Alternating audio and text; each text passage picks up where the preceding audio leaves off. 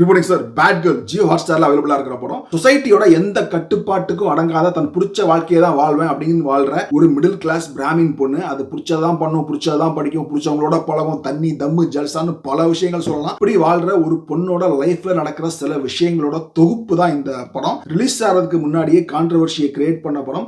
Content wise இந்த படத்துல எனக்கு சில விஷயங்கள் ஒர்க் அவுட் ஆச்சு, சில விஷயங்கள் ஒர்க் அவுட் ஆகல. இன் ஜென்ரலாவே இந்த படத்தோட ஒருத்தங்க எவ்வளவு கனெக்ட் ஆறாங்க அப்படிங்கறத வச்சு தான் அந்த படம் ஒருத்தவங்களுக்கு ஒர்க் அவுட் ஆகுமா ஆகலையா அப்படிங்கிறது. பட் கண்டென்ட்டை தூர வச்சா கூட இந்த படத்துல அப்ரிஷியேட் பண்றதுக்கு நிறைய விஷயங்கள் உண்டு. பிரசன்டேஷனே அவ்வளோ ஃப்ரெஷ்ஷாக அன்கன்வென்ஷனலாக இருந்துச்சு. கதைன்னு எதுவுமே கிடையாது, இருந்தாலும் படம் எங்கேயுமே லேக் அடிக்கல. ஒரு சுவாரஸ்யமாக சொல்லியிருந்தாங்க. அஞ்சலி சிவராமன் ரொம்ப ஒரு காம்ப்ளிகேட்டடான கேரக்டர். அந்த கேரக்டரை வந்து சூப்பராக டெலிவர் பண்ணியிருந்தாங்க. அவங்க அம்மாவா எங்க ஒரு பாட்டுக்காரன் சாந்தி பிரியா.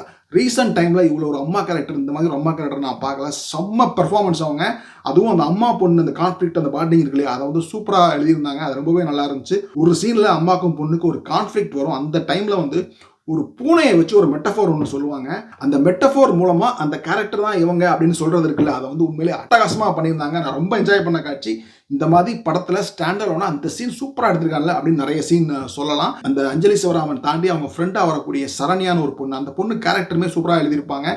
அந்த பொண்ணுக்கு தன் ஃப்ரெண்டு பண்ற சில விஷயங்கள்லாம் உடன்பாடு இருக்காது, அட்வைஸ் பண்ணிட்டே இருக்கும். இருந்தாலும் கடைசி வரைக்கும் அந்த நண்பேண்டி மொமெண்ட்டை மெயின்டைன் பண்ணிட்டே இருக்கும். அதுவுமே சூப்பரா இருந்துச்சு. இந்த படத்தை ஃபேமிலியோட பார்க்கலாமா அப்படின்னா பார்க்கலாம். ஆனால் அதுக்கப்புறம் உங்களை பார்க்க ஃபேமிலி இருக்க மாட்டாங்க. டெஃபினெட்லி ஒரு ஃபேமிலி ஃப்ரெண்ட்லி மூவி கிடையாது. கிளுகிளுப்பான காட்சிகள்லாம் படத்துல உண்டு. படத்துல டயலாக்ஸ் பல இடங்கள்ல ஷார்ப்பா இருந்துச்சு. பாடல்களுடைய பிளேஸ்மெண்ட் நல்லா இருந்துச்சு. ஸோ ஓவராலா regardless of content one time பார்க்கறதுக்கு ஒரு ஒர்த்தான படம். பை.